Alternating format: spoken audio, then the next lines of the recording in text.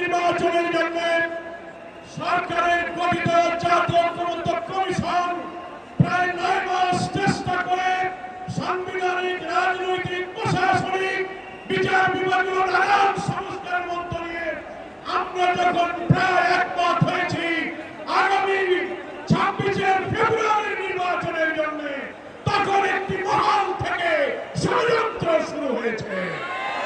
সেই ষড়যন্ত্রের সূত্র ধরেও আজকে দিল্লির ষড়যন্ত্রে আগামী 13 তারিখে শাটডাউনের নামে নতুন নাশকতার পরিকল্পনা করা হচ্ছে। এই সুযোগ বন্ধ করে আমরা সরকারের কাছে আবেদন জানাতে চাই, যারা দাবি করছেন একদিনে গণভোটার জাতীয় নির্বাচন হবে, আমরা বাংলাদেশের সকল সংবিধান বিশেষজ্ঞ একমত। জুলাই জাতীয় সনদে যেসব সংস্কারগুলো একমত হয়েছে, 48টি বিষয়ে সংবিধানের অনেক সংস্কার হয়েছে। দলের প্রধান, সরকারের প্রধান এক থাকবে না। সাংবিধানিক পদগুলোতে পৃথক অ্যাপয়েন্টিং অথরিটি হবে। দ্বিকক্ষ বিশিষ্ট পার্লামেন্ট সহ যা যা সংশোধন হয়েছে গণভোটে, তা যদি আইনি ভিত্তি না হয় তাহলে কিসের ভিত্তিতে জাতীয় নির্বাচন হবে? এই সরকারকে হাইকোর্টের আর্টিকেল 106 এর মধ্য দিয়ে রেফারেন্স সহকারে সরকারের বৈধতার কথা অনেকে বলেছেন, কিন্তু বাংলাদেশের সংবিধান বিশেষজ্ঞরাও 106 সম্পর্কে আইনের বিতর্ক সৃষ্টি করেছেন। ফলে একমাত্র গণভোটের মধ্য দিয়ে জাতির আকাঙ্ক্ষা পূরণের যত সংস্কার হয়েছে তার আইনি ভিত্তি দেওয়া সম্ভব। তা না হলে জাতীয় নির্বাচনের বৈধতা, এই সংস্কার কখনো পূরণ হবে না।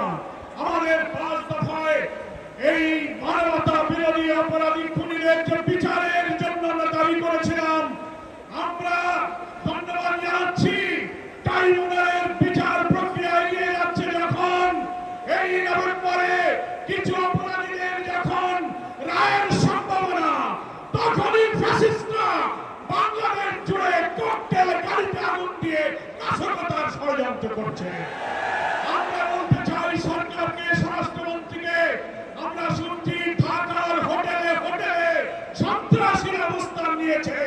আপনারা অভিযান চালিয়ে ফ্যাসিস্টদের দলকে গ্রেফতার করুন এবং অবিলম্বে আপনারা জুলাই সনদের আইনের ভিত্তির জন্য আগেই গণভোট দিন, তারপর ফেব্রুয়ারিতে জাতীয় নির্বাচনের তফসিল ঘোষণা করুন। জাতির সরকারকে সহযোগিতা করবেন। আজকে জাতীয় নেতৃবৃন্দ আগামী দিনের পথযাত্রা নির্দেশনা দেবেন আপনাদের সকলকে।